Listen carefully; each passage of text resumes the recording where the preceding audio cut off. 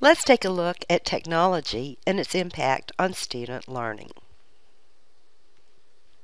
Technology is highly customizable and intrinsically motivating to students. And the photo that you see on this slide is a group of students who are recording a radio show with Audio Boo on a tablet. And this comes from Wesley Fryer and is used with under Creative Commons licensing. Technology can help diagnose individual needs. It can personalize learning. It can equip students with essential skills for life in the 21st century global society. Technology can provide adaptive learning experiences as well. Now, technology and student-centered learning can change passive participants into active participants. What does it take? You need curriculum planning practices, pedagogy, and assessment methods. Technology can also bridge the gap between home and school. Technology can surround the students with learning opportunities 24/7. And it can also provide students opportunities to communicate and collaborate with experts and other learners. Technology can support both the content standards and our digital skills 21st century standards as well. Technology also has a great potential to differentiate learning and teaching. I love this photo that's from Claudius M., and I found it on commonswikimedia.org, and it's also used under a public domain license. Technology can allow students to gather data and information, just like real-world researchers in the field. It can provide students with interactive learning opportunities and activities. And I love this picture from the Avery Coonley School. It can allow students new publishing arenas. And this image on the slide is again by Wesley Fryer and comes from his speedofcreativity.org. It's a great site that you really want to check out. And in this particular part of his site, he says, "What do you want to create today?" Now, the questions that you really want to ask regarding technology used in education: what technology is appropriate for the task at hand? We don't want to use technology just to be using a tool. We want that tool to be appropriate and to really add to the teaching and learning experience. Another question to ask is, how can activities be designed to develop those higher order thinking skills in the students? The environment must prompt reflection and discussion, just as you have in a non-technology augmented lesson. Another important consideration is that problem-solving activities need to be included. They're really critical to effective use of technology in any kind of teaching and learning. And the third important consideration is that students need to create knowledge, not just consume it. Now, it's important, of course, to evaluate the use of technology. How are the technologies and resources used in the teaching and learning?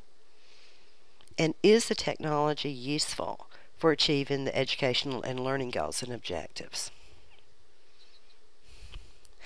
A major player and part of technology in education today is virtual and online learning. Now, virtual and online learning has been around for a while. I remember the first time that I worked as a coach, sort of a student coach or mentor in an online course was, I think, around 1996. It's wonderful. We all participate in it, don't we? It provides supplemental instruction and learning opportunities. It can provide blended learning opportunities with both face-to-face and online activities. It can provide credit recovery, especially wonderful for at-risk students and other support for at-risk students. And virtual and online learning can also provide full-time learning programs.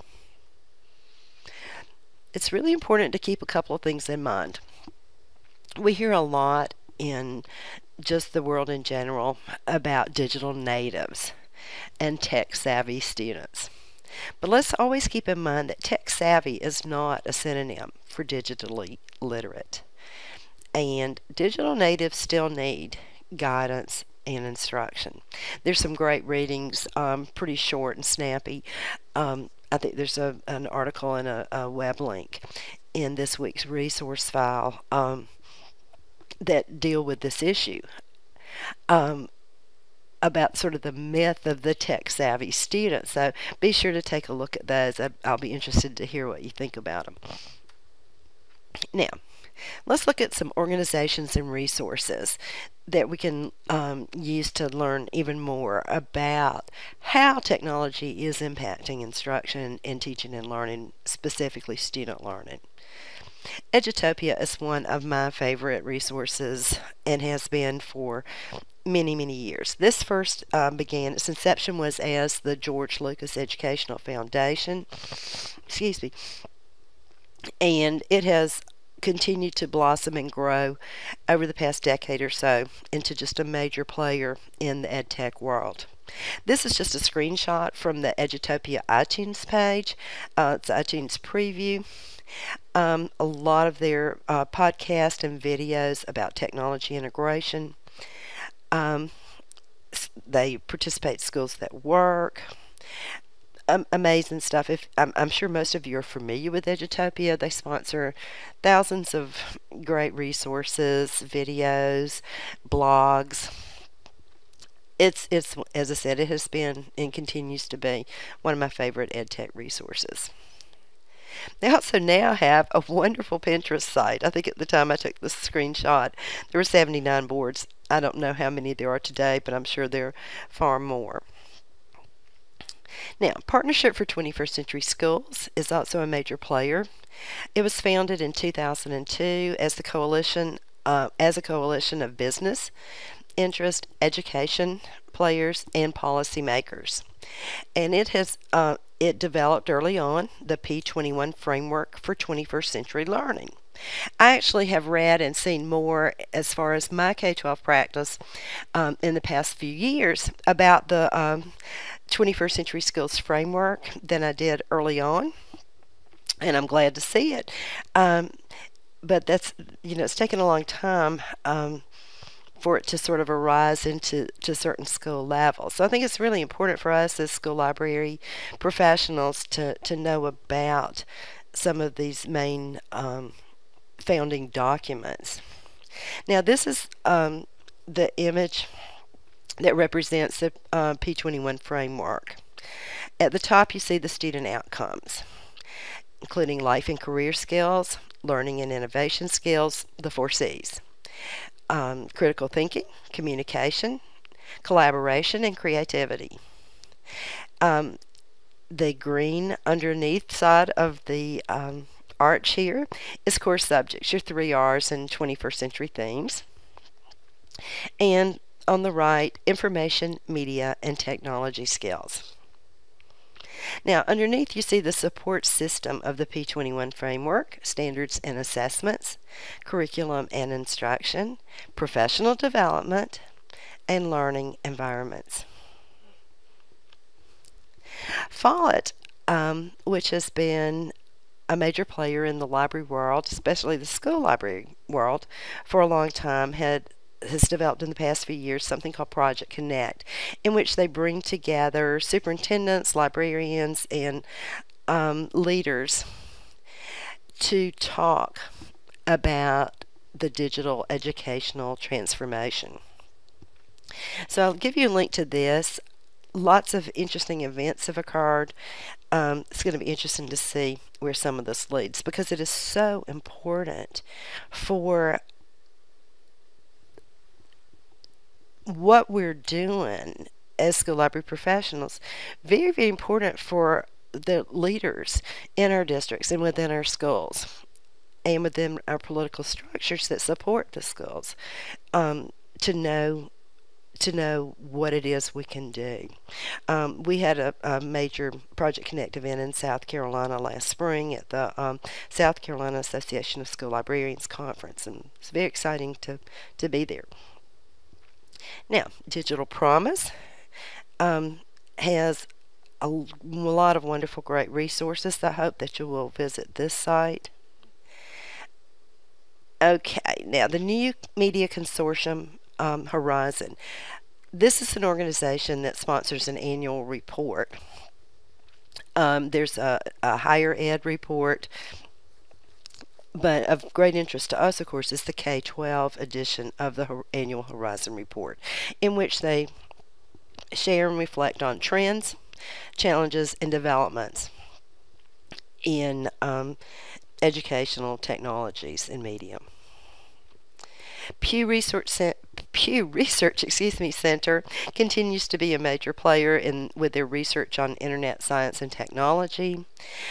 These are the people who kind of keep us abreast and up to date with the digital divide, the use of internet, the number of mobile devices, the demographics of use of the internet and other technologies. Again, something we need to be aware of, these people who are documenting and reporting major research in technology and its educational use. Now, there's some wonderful courses and curricula that are free. Microsoft has a digital literacy section. You may want to check that out. There's some wonderful free materials there.